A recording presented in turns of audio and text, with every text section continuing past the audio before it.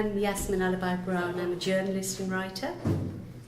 I came from Uganda when I was 23, after having completed my first degree there.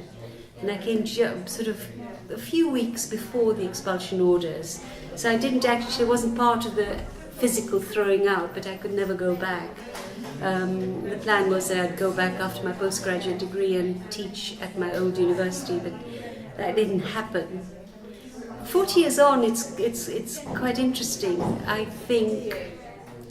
think about the mistakes we made a lot more. By that I mean, as a person from the Asian community, I think of how things might have been different if Africans had been more willing to see us as fellow citizens, and we'd been more willing to see a shared future.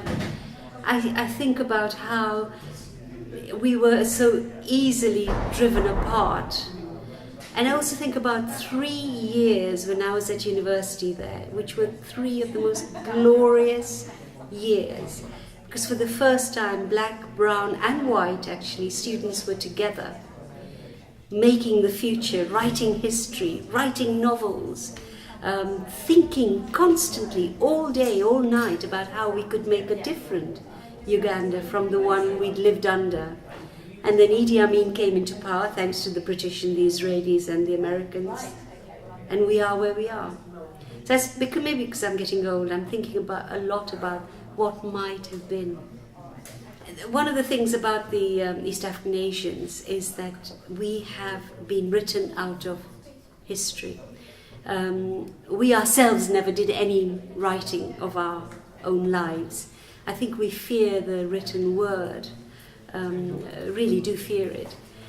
And then British history books never acknowledged our presence and what we did to enable actually the first inroads into East Africa made by the British. Asian merchants bankrolled David Livingstone, Speke and Stanley and gave them guides. So we're not in their history books. I think only 1 or 2 history books even acknowledge us. And then Africans have completely edited us out of their story as well. And I think that is a bigger tragedy almost than being displaced.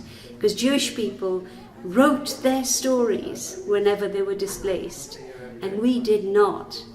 And now actually the generation who knew much more about the old times is gone. And we never even kind of tapped into those experiences. Some people have. There are a few publications. But it's a terrible thing to be a people without a story, except this little story, which is only a dot in our story of what Idi Amin did to us.